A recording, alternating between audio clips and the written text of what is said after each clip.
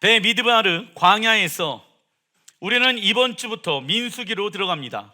민수기의 히브리 원어는 배 미드바르입니다. 히브리어 미드바르의 뜻은 광야이며, 광야란 무엇입니까?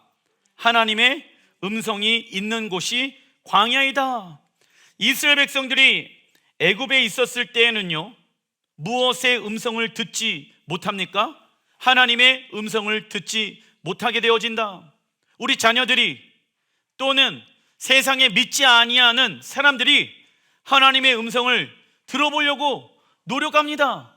그러나 예수야를 믿지 않는다라고 하면, 또는 그 영혼이 아직도 세상 가운데 있다 보면은 하나님의 음성이 들릴까요? 들리지 않을까요? 들리지 않습니다. 그 영혼이 어디에 있어야지만이, 광야에 있어야지만이 하나님의 음성을 들을 수가 있게 되어진다라는 것입니다. 자, 여러분들 신부의 관점으로 보았을 때 광야는 어떠한 곳입니까? 신랑이신 하나님과 결혼 생활하는 곳이 광야입니다. 왜냐? 신랑이신 하나님이 신부인 이스라엘에게 결혼하자라고 결혼 서약서를 주었죠.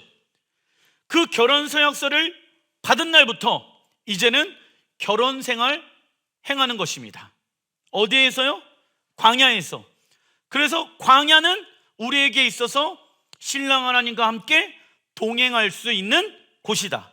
참고로 여러분들, 히브리 원어로 준행하다라는 원어의 단어의 뜻을 보게 되어지면 그냥 단순히 하나님의 말씀에 순종하다라는 단어의 의미가 있는 것이 아니라, 그 안에는 하나님과 동행하다, 즉 하나님의 말씀에 우리가 준행해야지 우리가 하나님과 무엇할 수 있습니까? 동행할 수가 있게 되어지는 것입니다. 그러나 어떤 이들은 나는 하나님과 동행하길 원한다 말은 하는데 하나님의 말씀과 함께 준행하지 않는다라고 하면 그 사람은 지금 하나님과 함께 동행하지 않고 있다라는 결론을 내릴 수가 있지요. 광야는요, 오직 하나님만을 전적으로 의지해야 하는 장소이며, 하나님의 백성이라면 누구도 우회하거나 생략할 수가 있을까요? 없을까요? 없습니다. 즉 사람은 누구나 자신의 지식, 재산, 판단, 힘, 능력을 통하여 하나님보다 더 좋은 결정을 내릴 수 있다라고 생각을 합니다. 그래서 우리의 본성을 잘 알고 계시는 하나님은요, 광야가 아닌 곳에서는 우리가 하나님을 의지하지 않기 때문에 우리를 어디로 인도해 주십니까? 광야로 인도해 주십니다. 왜냐? 하나님은 누구보다 우리를 더 잘 알고 계시기 때문에, 광야가 아닌 곳에는 하나님을 의지하지 않기 때문에 우리를 하나님이 광야로 인도해 주신다. 그래서 이스라엘 백성들은 약속의 땅에 들어가기 전 광야에서 40년 동안 어떠한 훈련을 받게 되어집니까? 순종하는 훈련과 나그네 삶의 훈련. 순종하는 훈련 무엇입니까? 하나님과 동행하는 훈련, 그리고 나그네의 삶의 훈련. 이 땅의 것들을 내가 마음에 두지 아니하고 영원한 하나님의 나라에 우리의 가치와 우리의 돈과 우리의 생각과 우리의 의를 내어드릴 수 있는 나그네의 삶, 언제든지 하나님이 말씀하신다라고 하면은 떠날 수 있는 삶, 순종할 수 있는 삶을 우리는 이 땅에서 훈련해야 하는 것이다. 그래서 광야는 우리 안에 있는 무엇이 드러나는 장소일까요? 육체적인 속성, 자아가 드러나는 장소입니다. 불평, 원망, 불순종, 교만, 탐욕의 습성 등이 적나라하게 드러나는 곳이 광야입니다. 하나님께서 우리의 육체의 속성을 드러내시는 이유는 우리 안에 있는 무엇을 제거하기 위하여? 불순물을 제거하여 하나님을 온전히 사랑할 수 있도록 하기 위함입니다. 하나님께서 때때로 우리 안에 있는 연약함과 우리 안에 있는 쓴뿌리와 우리 안에 있는 상처를 들춰내실 때가 종종 있더라. 그 우리의 연약함을, 우리의 상처를 왜 하나님이 들춰내시는지 아십니까? 우리가 그 상처가 있는 상태 가운데 하나님을 온전히 사랑할 수가 없기 때문입니다. 그래서 하나님은 우리의 마음의 상처와 우리의 연약함과 우리의 슬픔과 아픔 등을 들춰내실 때가 있다. 왜? 그 영역이 치유되어야지만이 그가 온전하게 하나님을 사랑할 수 있기 때문입니다. 그래서 광야는요, 적어놔 주십시오. 내 자아가 죽는 곳입니다. 광야는 내 자아가 죽는 곳입니다. 그래서 우리는 이 땅 광야 같은 곳에서 승리하는 삶을 살아내어야 한다. 승리란 내가 죽고 주가 내 안에 사는 것이 그리스도인에게 무엇입니까? 승리입니다. 하나님이 우리 안에 있는 불순물을 드러내실 때 우리는 회개하고 돌이킬 것인가, 아니면 계속해서 원망하고 불평하고 어려워하다가 죽을 것인가는 우리의 무엇에 달려 있습니까? 반응에 달려 있다라는 거예요. 하나님이 그 영역을 들춰내실 때 나는 어떻게 하나님 앞에 반응할 것인가? 육체의 모습으로 반응할 것인가? 아니면 하나님의 말씀으로 반응하고 회개하고 돌이킬 것인가? 그 선택은 우리에게 달려 있는 것입니다.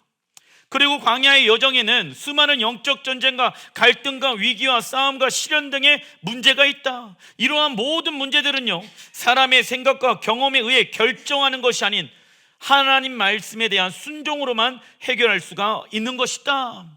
이러한 광야 훈련은요, 아담과 하와가 에덴 동산에서 쫓겨났을 때부터 시작되어졌고, 에덴 동산 밖에서의 모든 삶은 무엇이라고 말할 수밖에 없습니까? 광야라고 말할 수밖에 없다.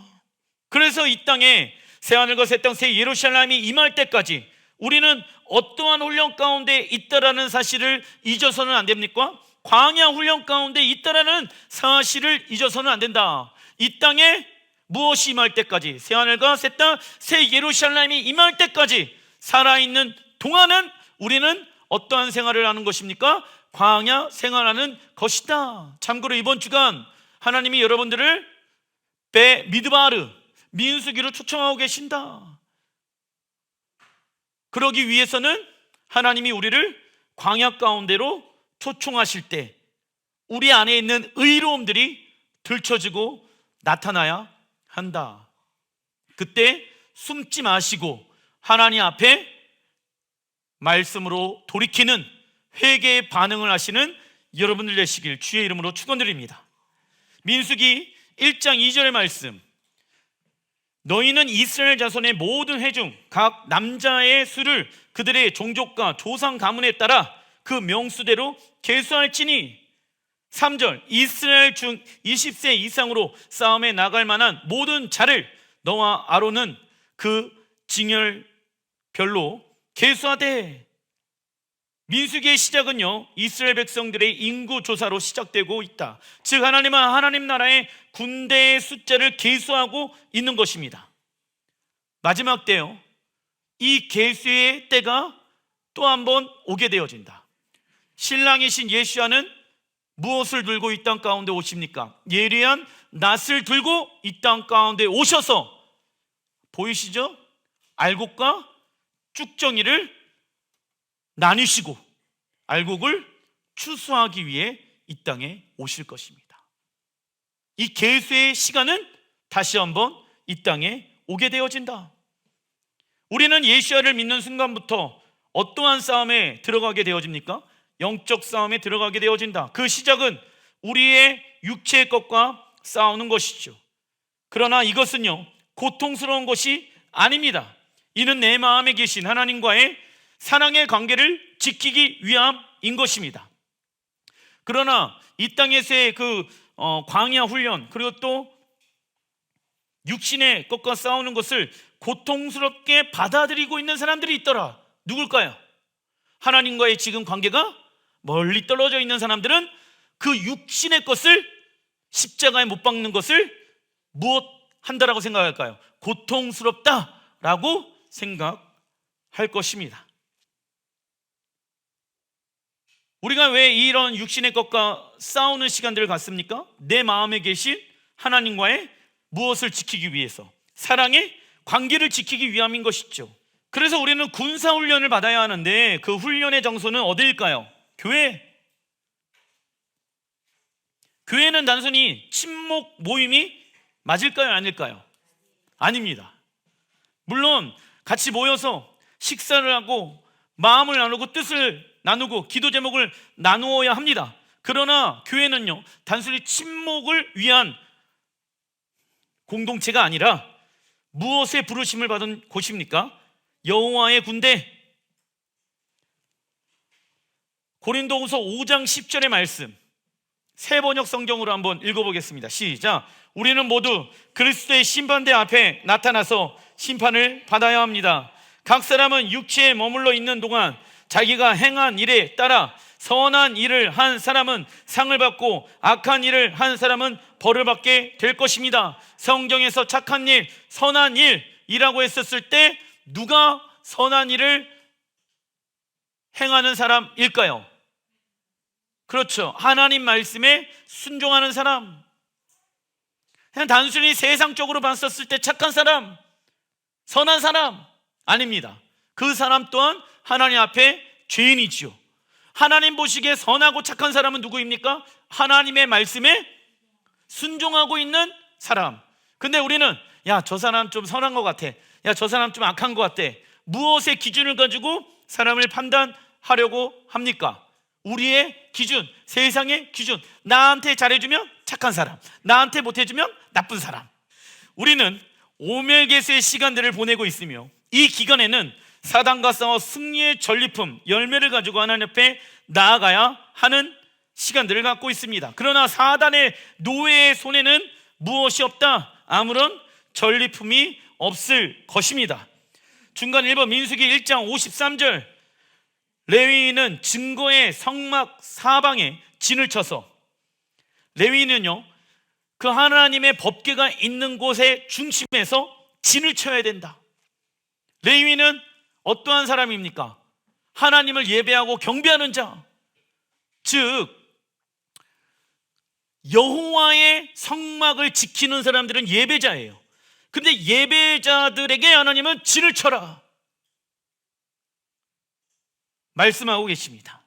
이스라엘 자손의 회중에게 진노가 임하지 않게 할 것이니라. 예배자가 무너지게 되어지면 진노가 임하게 되어지는 거예요. 가정에서의 예배자가 무너지게 되어지면 그 가정에 사단이 틈을 타고 들어오게 되어진다. 레위인은 증거의 성막에 대한 책임을 지킬지니라 하셨음이니라. 예배자들에게 그 가정을, 교회를, 이 땅을 책임질 수 있는 그 책임을 우리에게 주셨다는 것을 잊지 마시길 바랍니다. 예배자가 무너지게 되어지면 그 지역에 마귀가 우는 사자같이 삼키려고 들어오게 되어진다.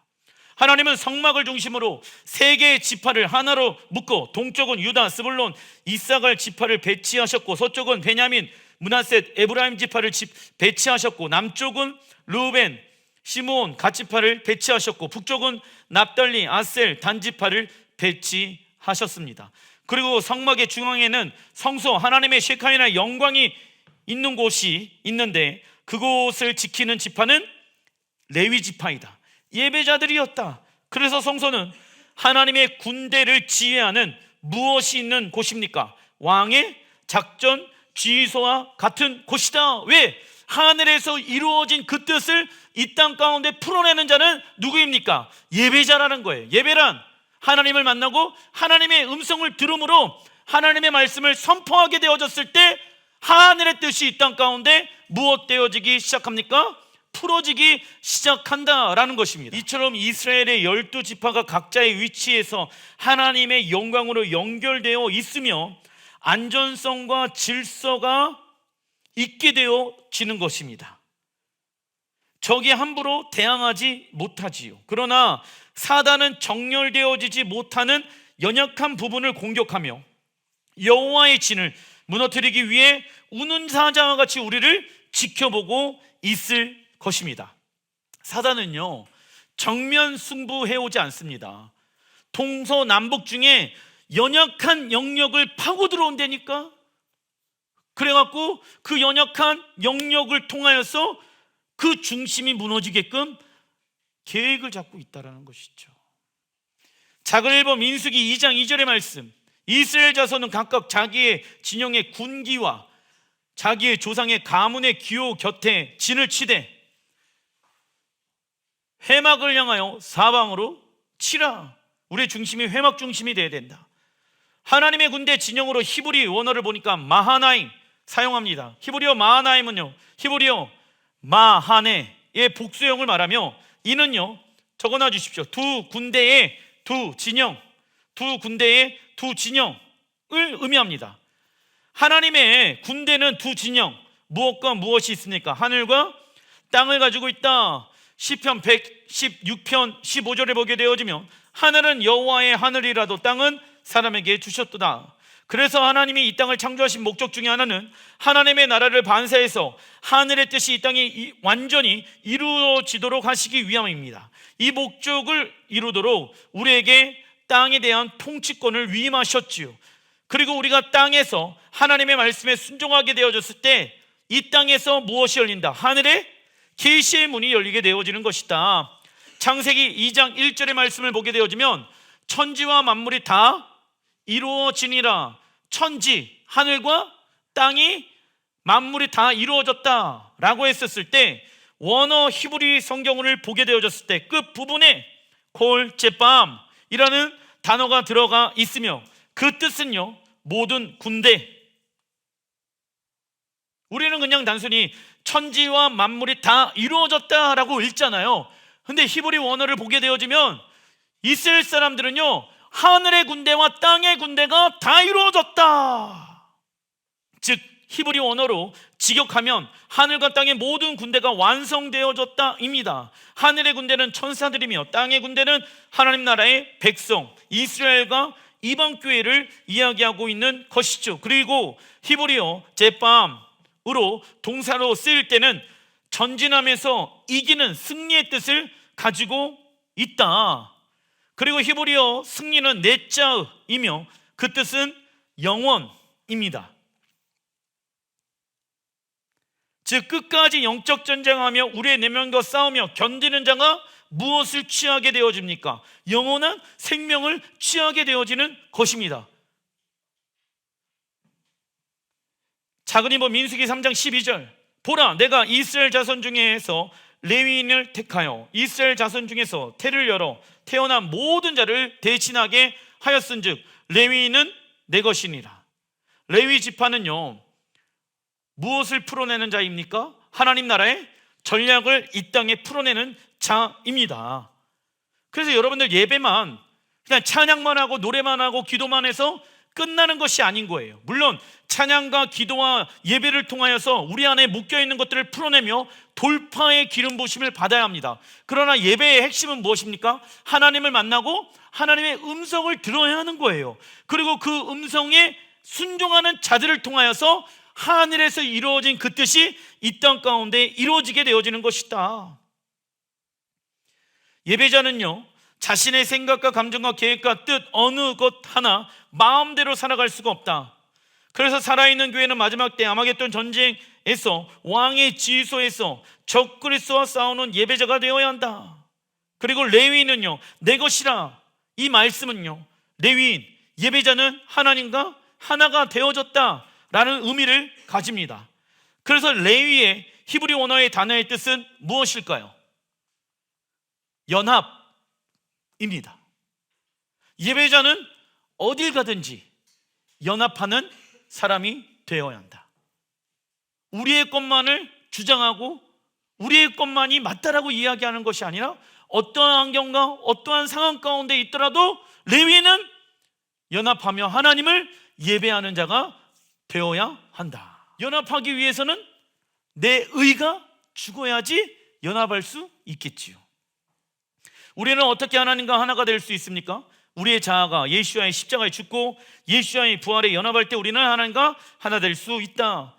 작은 3번 민수기 4장 3절, 곧 30세 이상으로 50세까지 회막의 일을 하기 위하여 그 역사에 참가할 만한 모든 자를 계수하라.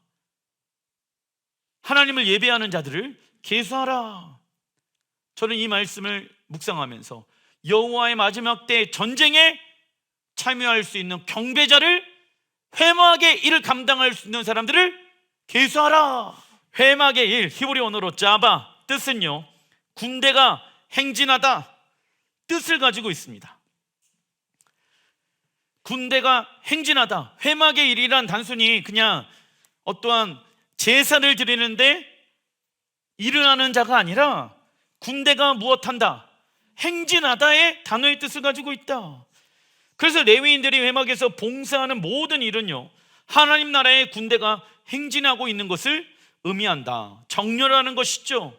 우리 또한 교회에서 봉사하고 헌신하는 모든 행위는 하나님 나라의 군대로 행진하고 정렬하고 있는 것이다. 하나님은 이 땅의 모든 질서를 하나님의 말씀으로 세워놓으셨습니다.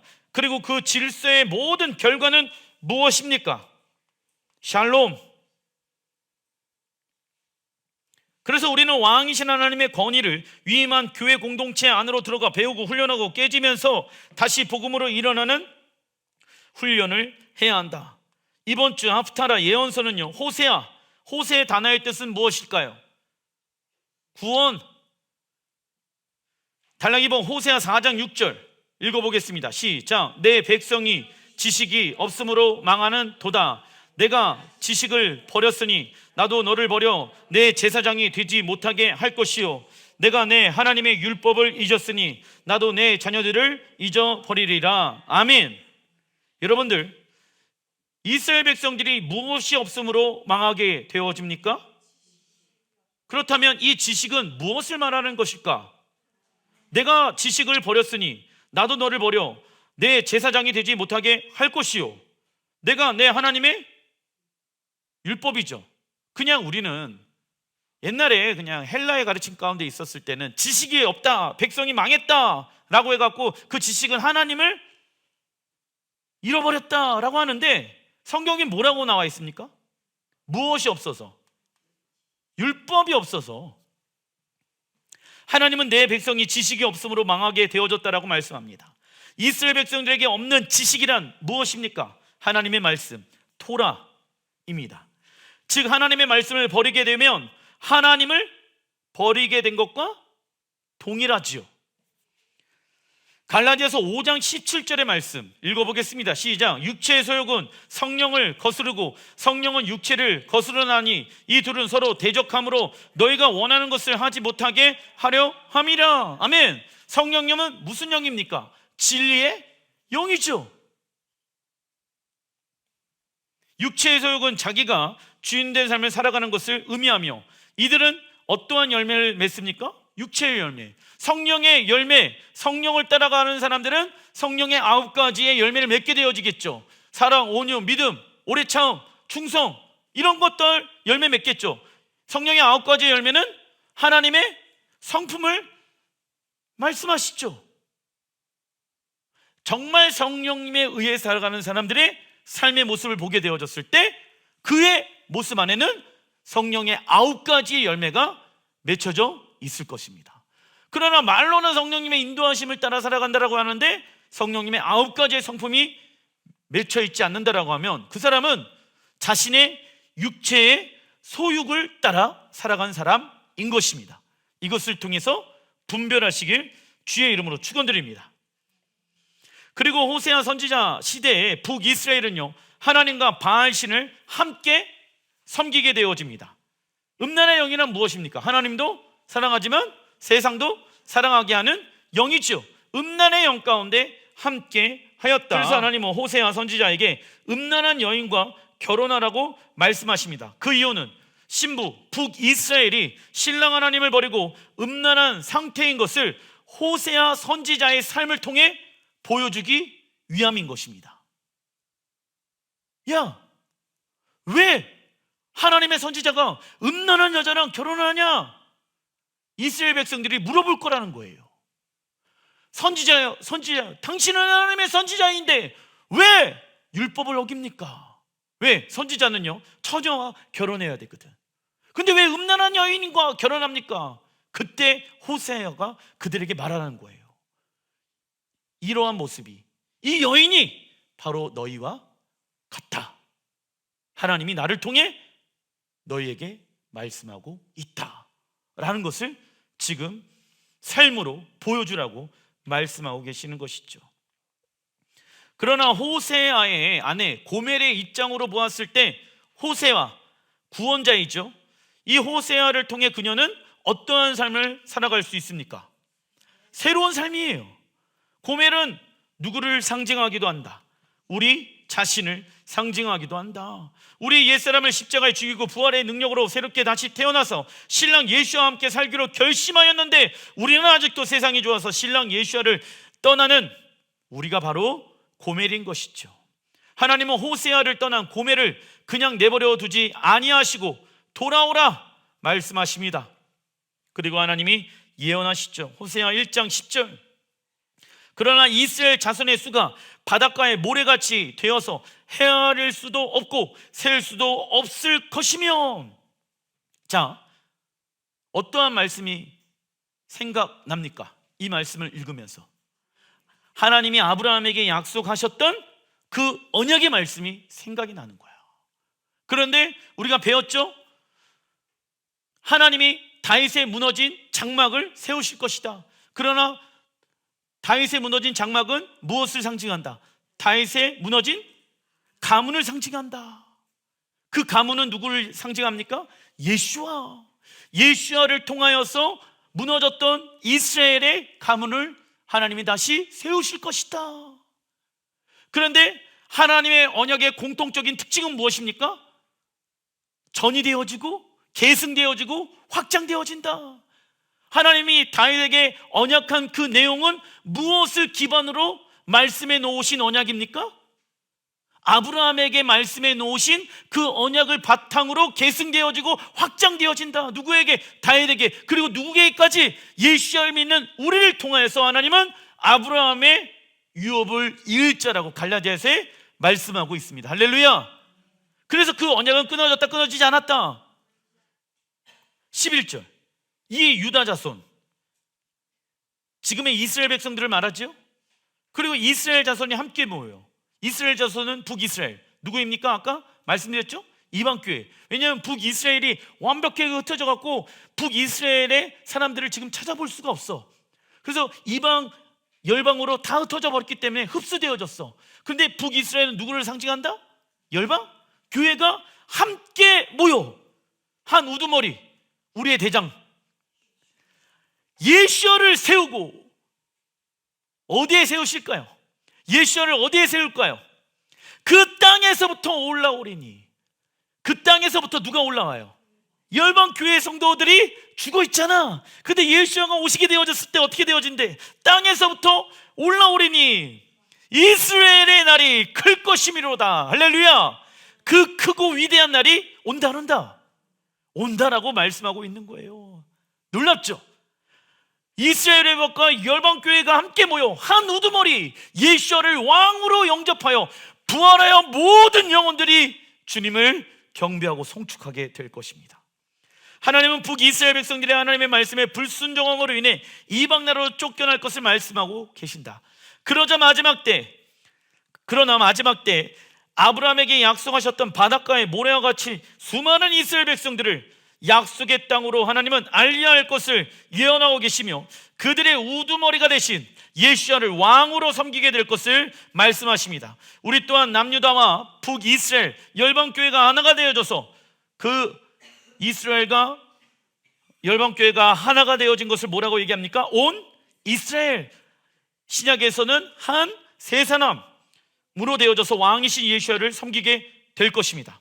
호세아 2장 14절, 그러므로 보라, 내가 그를 타일로 광야로 데리고 가서 말로 위로하고. 이스라엘 백성들을 어디로 데리고 가셔서? 광야. 왜요? 광야에서 하나님이 이스라엘 백성들에게 무엇을 주셨습니까? 결혼? 사역서. 내가 너희를 완전히 버린 것이 아니라 내가 너희랑 결혼을 하기 위하여 이 땅에 신랑으로 왔단다, 이 말을 할 것이다. 15절. 그러니까 우리에게 진정한 위로는 무엇입니까?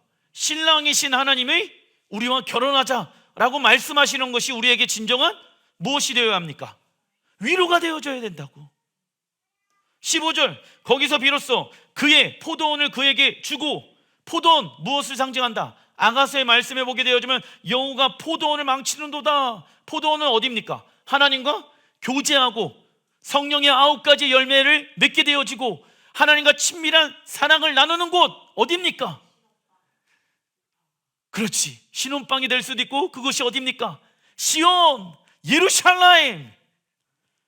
포도원을 그에게 다시 주고 아골골짜기로 소망의 문을 삼아 주리니. 아골골짜기는 어디냐면 그 여리고에서 약속의 땅에 들어오게 되어졌을 때 첫 관문이 아골골짜기야. 사망의 골짜기라고 했었을 때 그 아골골짜기로부터 소망의 문을 삼아준다 이거예요. 왜?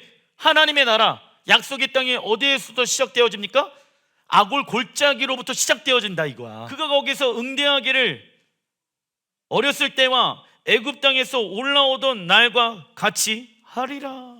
16절, 여호와께서 이르시되 그날의 마지막 때 내가 나를 내 남편이라 일컫고. 할렐루야.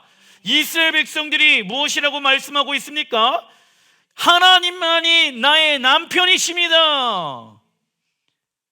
신약에만 신부의 형성이 있었던 것이 아니라 구약에서도 이미 신랑이신 하나님이 신부인 이스라엘과 무엇하자? 결혼하자 말씀하고 계십니다. 내가 이 말을 반드시 지키리라. 다시는 내 바알이라 일컫지 아니하리라. 마지막 때 하나님은 이스라엘을 광야로 데리고 가서 그들을 당신의 말씀으로 위로하시고 회복시킬 것입니다. 참고로 오순절 날에 신랑 하나님과 신부 이스라엘이 결혼 서약서를 받은 이후 이스라엘은 하나님과 함께 광야의 여정을 시작합니다. 신부의 관점으로 광야는 어떠한 곳입니까? 신랑 하나님과 무엇하는 곳? 신혼여행하는 곳. 그리고 하나님은 회복되어진 이스라엘에게 포도원을 주시는데 성경에서 포도원은 무엇을 의미합니까? 약속의 땅, 샬롬을 의미하게 되어집니다. 아가서에 보면 포도원이 나오는데 포도원은 신랑 하나님과 신부가 교제하는 장소 의미하기도 합니다. 호세아 2장 18절. 그날에는 마지막 날에 내가 그들을 위하여 들짐승과 공중의 새와 땅의 곤충과. 왜? 공격하지 말아라. 사람들에게 해를 끼치지 말아라. 샬롬의 언약을 맺으리니. 할렐루야. 그리고 또 이 땅에서, 어디에서? 이 땅에서 활과 칼을 꺾어 전쟁이 없이 하고 그들을 평안히 눕게 하리라. 할렐루야. 예수님께서 왕으로 오셔가지고 들짐승과 그리고 또 공중의 새와 땅의 곤충 더불어 하나님은 샬롬의 언약을 맺으며 이 땅은 더 이상 전쟁이 일어난다? 안 일어난다? 일어나지 않을 것이다. 그래서 예수님께서는 샬롬의 왕으로, 평화의 왕으로 이 땅에 다시 오시는 것입니다. 19절. 내가 내게 장가들어 신부 이스라엘이여 너희가 나에게 무엇을 들어? 장가들어 영원히 살되.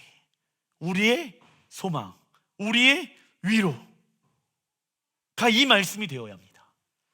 20절에 진실함으로 내가 장가 들리니 내가 누구를 안다? 여호와를 알게 되어질 것이다.